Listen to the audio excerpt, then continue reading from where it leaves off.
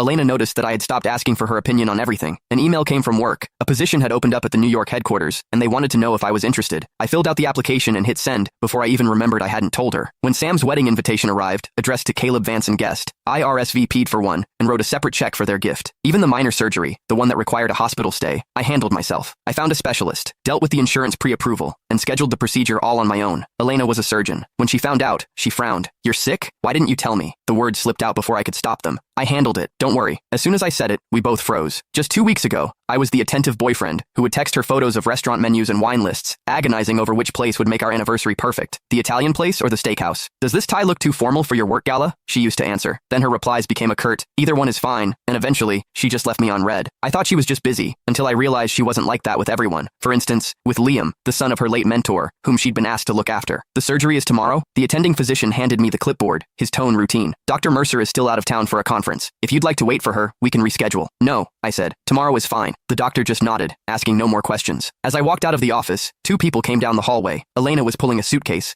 looking like she'd come straight to the hospital from the airport. Liam followed her, wearing a black cashmere overcoat over his casual clothes, the Burberry one I'd given Elena for our 3rd anniversary. Elena saw me, and her brow furrowed. "What are you doing here? Sick again?" That word, again, stung like a needle. She snatched the papers from my hand, her eyes scanning them with a flicker of annoyance. "I have a full surgical schedule tomorrow. This isn't an emergency. We can do it when I have time to oversee it." "Don't worry about it," I said. "I've already handled it." She looked taken aback. This was coming from the guy who used to call her worried about every minor fever, the one who sent her a dozen options just to pick a weekend getaway destination. Now, here I was, calmly scheduling my own surgery. If she hadn't run into me, she probably wouldn't have known until after it was over. I took the chart back, accidentally knocking a small bottle from her hand. It clattered to the floor. "Strong prescription sedatives." "It's not what you think," Elena said, bending to pick them up. Her voice was as flat as if she were discussing the weather. "They're for Liam's chronic insomnia. Doctor's orders." Liam clutched the coat tighter, his voice a fragile whisper. "I'm so sorry, Caleb. It's all my fault. My anxiety has been so bad lately I can't sleep. I can't focus. Elena is the only one who understands. She said she couldn't leave me alone in case I did something stupid." Her voice trailed off. "You don't know what it's like. Sometimes my head is just full of dark thoughts. I can only get through it when Elena is with me. I just wish I could be strong like you." I'd heard this script before. Every time I questioned their relationship, Liam would bring up his mental health and his episodes, and Elena would shoot me a look that screamed, "How can you be so heartless?" Once, I had a sharp pain in my chest and asked her if it could be stress-related. This brilliant cardiothoracic surgeon told me, "I don't know. I'm off the clock." When I complained she was being dismissive, she just pinched the bridge of her nose wearily. "Can't you just look it up yourself? You're a grown man, Caleb. Can you be a little more independent? Stop relying on me for every little thing." So frugal with her words for her boyfriend. Yet she personally escorted someone else to their pharmacy. "Well, you should take good care of him then," I said, my voice completely flat. "After all, his sleep schedule is much more important than my surgery, right?" Liam's face flushed. "Caleb, that's not what I meant. Are you still mad?" Elena cut him off, her eyes fixed on me. "Just because I didn't tell you I was going out of town? 2 weeks ago was her birthday. I had worked overtime for weeks to get the day off, cooked a 5-course